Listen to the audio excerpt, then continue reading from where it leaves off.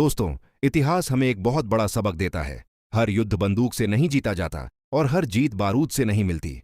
कई बार ऐसी चाल चली जाती है जिसमें न कोई मिसाइल दागी जाती है, न कोई बम गिरता है, न कोई सैनिक सीमा पार करता है, लेकिन फिर भी पूरी दुनिया की ताकत का संतुलन बदल जाता है।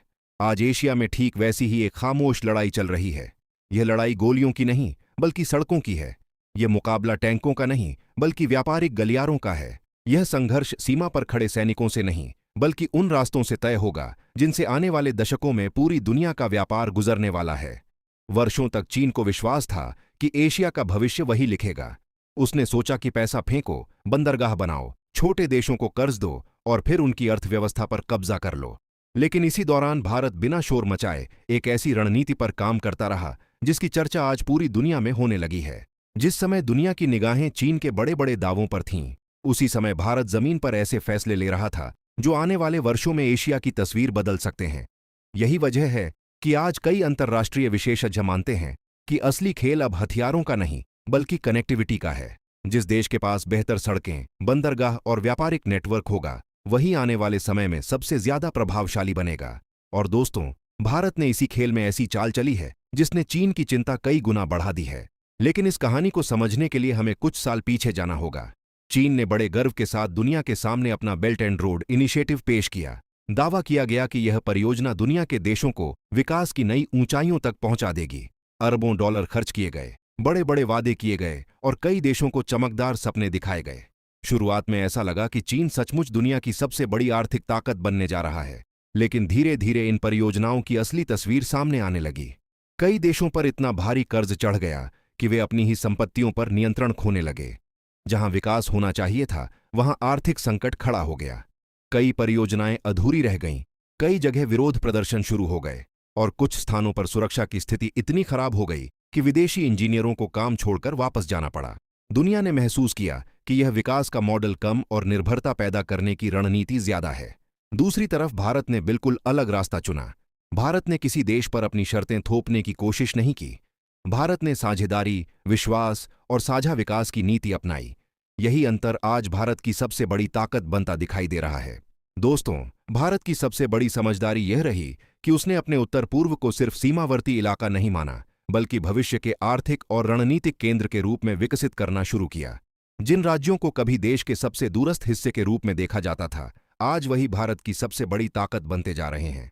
नई सड़कें, आधुनिक पुल, बेहतर रेल संपर्क और तेजी से विकसित हो रहा इंफ्रास्ट्रक्चर इस पूरे क्षेत्र की तस्वीर बदल रहा है। इसी सोच से जन्म हुआ भारत म्यांमार थाईलैंड हाईवे जैसे महत्वाकांक्षी प्रोजेक्ट का।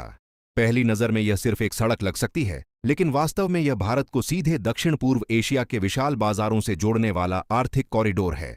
सोचिए, जब भारतीय उद्योगों का सामान, किसानों की उपज और छोटे कारोबारियों के उत्पाद बिना लंबी समुद्री प्रक्रिया के सीधे एशियाई बाजारों तक पहुंचेंगे, तो भारत के व्यापार की गति कितनी तेज हो जाएगी। ट्रांसपोर्ट का समय कम होगा, लागत घटेगी और उत्तर पूर्व के लाखों युवाओं के लिए नए अवसर पैदा होंगे। यह केवल व्यापार का विस्तार नहीं, बल्कि पूरे क्षेत्र की आर्थिक सोच बदलने वाली पहल है। यही कारण है कि इस परियोजना को कई विशेषज्ञ भारत के सबसे महत्वपूर्ण रणनीतिक निवेशों में से एक मानते हैं। लेकिन दोस्तों, इस कहानी का सबसे दिलचस्प पहलू अब भी बाकी है। क्या यह सिर्फ व्यापार के लिए बनाई जा रही सड़क है, या इसके पीछे कोई और भी बड़ा उद्देश्य छिपा हुआ है? क्या यह परियोजना भविष्य में भारत की सुरक्षा रणनीति को पूरी तरह बदल सकती है? आखिर क्यों चीन इस पूरे घटनाक्रम पर इतनी बारीकी से नजर रख रहा है? और ऐसा क्या है जो अमेरिका, जापान और आसियान देशों को भी भारत की इस योजना की तरफ आकर्षित कर रहा है? इन सभी सवालों के जवाब आपको इस वीडियो में आगे विस्तार से मिलेंगे, जहां हम समझेंगे कि कैसे एक हाईवे केवल सड़क नहीं, बल्कि कूटनीति, व्यापार और राष्ट्रीय सुरक्षा का सबसे बड़ा हथियार बन सकता है। अगर आपको यह जानकारी रोचक लग रही है, तो वीडियो को अभी लाइक करें, चैनल को सब्सक्राइब करें और कमेंट में पूरे गर्व के साथ जय हिंद जरूर लिखें। अगले भाग में कहानी और भी ज्यादा चौंकाने वाली होने वाली है। दोस्तों, अब सवाल यह है कि आखिर एक सड़क या एक कनेक्टिविटी प्रोजेक्ट से किसी देश की सुरक्षा कैसे बदल सकती है? इसका जवाब सैन्य रणनीति में छिपा है। दुनिया का हर बड़ा रक्षा विशेषज्ञ जानता है कि युद्ध केवल हथियारों से नहीं जीता जाता, बल्कि इस बात से जीता जाता है कि आपकी सेना कितनी तेजी से अपनी ताकत सही जगह तक पहुंचा सकती है।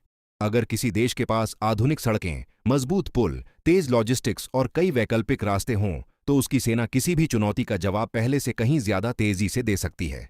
यही कारण है कि भारत पिछले कुछ वर्षों से उत्तर पूर्व में सिर्फ विकास नहीं कर रहा बल्कि भविष्य की रणनीतिक तैयारी भी कर रहा है। पहले जिन इलाकों तक भारी सैन्य उपकरण पहुंचाने में कई दिन लग जाते थे, अब वहां चौड़ी सड़कों, नए पुलों और बेहतर नेटवर्क की वजह से समय काफी कम हो सकता है। किसी भी आपात स्थिति में तेज प्रतिक्रिया ही सबसे बड़ी ताकत होती है, और यही वह क्षेत्र है जहां भारत लगातार अपनी क्षमता बढ़ा रहा है। यह तैयारी किसी देश पर हमला करने के लिए नहीं, बल्कि अपनी सीमाओं की सुरक्षा और क्षेत्रीय स्थिरता को मजबूत करने के लिए है। इसलिए इस पूरे नेटवर्क को केवल आर्थिक परियोजना समझना, इसकी वास्तविक अहमियत को कम करके आंकना होगा। लेकिन भारत की रणनीति सिर्फ सड़क तक सीमित नहीं है। अगर इतिहास ने कुछ सिखाया है तो वह यह कि किसी भी एक रास्ते पर निर्भर रहना सबसे बड़ी कमजोरी बन सकता है। इसलिए भारत ने समानांतर रूप से समुद्री और नदी आधारित कनेक्टिविटी पर भी तेजी से काम किया है। म्यांमार में विकसित किए जा रहे सितवे पोर्ट और कलादान मल्टीमॉडल ट्रांजिट प्रोजेक्ट इसी व्यापक सोच का हिस्सा हैं। इसका उद्देश्य यह है कि यदि किसी कारणवश एक मार्ग प्रभावित होता है तो सामान और आवश्यक आपूर्ति दूसरे मार्ग से जारी रह सके। यही मल्टीमॉडल नेटवर्क आधुनिक रणनीति की पहचान माना जाता है। सड़क, समुद्र और जल मार्ग, इन तीनों को जोड़कर भारत एक ऐसा ढांचा तैयार कर रहा है जो व्यापार और संपर्क को अधिक लचीला बना सके। यही कारण है कि कई अंतर्राष्ट्रीय विश्लेषक इस मॉडल को केवल इंफ्रास्ट्रक्चर नहीं बल्कि दीर्घकालिक रणनीतिक निवेश के रूप में देखते हैं। जब किसी देश के पास कई विकल्प होते हैं तब उसकी मजबूती भी कई गुना बढ़ जाती है। अब जरा दूसरी तस्वीर देखिए। वर्षों तक चीन ने दक्षिण और दक्षिण पूर्व एशिया में अपने प्रभाव को बढ़ाने के लिए बड़े पैमाने पर निवेश किया। कुछ परियोजनाएं सफल रहीं, लेकिन कई स्थानों पर उन्हें आर्थिक, राजनीतिक और सुरक्षा संबंधी चुनौतियों का सामना भी करना पड़ा। कई देशों में यह बहस शुरू हुई कि बड़े विदेशी कर्ज और उससे जुड़ी शर्तें भविष्य में उनकी आर्थिक स्वतंत्रता को प्रभावित कर सकती हैं। इसी बीच भारत ने अपेक्षाकृत अलग दृष्टिकोण अपनाया, साझेदारी, स्थानीय सहयोग और क्षेत्रीय संपर्क पर जोर। यही वजह है कि आज कई पड़ोसी देश भारत को केवल एक बड़े बाजार के रूप में नहीं बल्कि भरोसेमंद विकास साझेदार के रूप में भी देखने लगे हैं। यह बदलाव धीरे धीरे हो रहा है, लेकिन इसका असर लंबे समय तक दिखाई दे सकता है। अंतर्राष्ट्रीय संबंधों में विश्वास ऐसी पूंजी है जिसे खरीदा नहीं जा सकता, उसे वर्षों की नीति और व्यवहार से कमाया जाता है। दोस्तों, आने वाला समय केवल सैन्य शक्ति का नहीं बल्कि सप्लाई चेन, व्यापारिक गलियारों और आर्थिक नेटवर्क का होगा। जिस देश के पास बेहतर कनेक्टिविटी होगी वही निवेश आकर्षित करेगा, वही उद्योगों को जोड़ेगा और वही क्षेत्रीय अर्थव्यवस्था का केंद्र बनेगा। भारत की एक्ट ईस्ट नीति, उत्तर पूर्व का विकास और दक्षिण पूर्व एशिया के साथ बढ़ती कनेक्टिविटी इसी बड़े विजन का हिस्सा मानी जाती है। यदि ये परियोजनाएं तय समय पर पूरी होती हैं और प्रभावी ढंग से संचालित होती हैं तो भारत को व्यापार, पर्यटन, निवेश और क्षेत्रीय सहयोग के क्षेत्र में उल्लेखनीय लाभ मिल सकते हैं। हालांकि यह भी सच है कि किसी भी परियोजना की वास्तविक सफलता उसके पूर्ण क्रियान्वयन, सुरक्षा, रखरखाव और अंतर्राष्ट्रीय सहयोग पर निर्भर करती है। इसलिए भविष्य की तस्वीर संभावनाओं से भरी है, लेकिन उसका अंतिम परिणाम समय और नीति दोनों तय करेंगे। यही कारण है कि आज दुनिया भारत के हर बड़े इंफ्रास्ट्रक्चर प्रोजेक्ट पर गहरी नजर रख रही है। सवाल केवल यह नहीं है कि भारत कितनी सड़कें बना रहा है, बल्कि यह है कि भारत किस तरह अपने पड़ोसी देशों के साथ संपर्क, व्यापार और रणनीतिक सहयोग का नया मॉडल तैयार कर रहा है। यदि यह मॉडल सफल होता है तो एशिया की आर्थिक और भू-राजनीतिक दिशा पर इसका महत्वपूर्ण प्रभाव पड़ सकता है। आने वाले वर्षों में प्रतिस्पर्धा केवल सीमाओं पर नहीं बल्कि व्यापारिक मार्गों, निवेश, तकनीक और भरोसे पर भी तय होगी। और शायद यही इस पूरी कहानी का सबसे बड़ा संदेश है।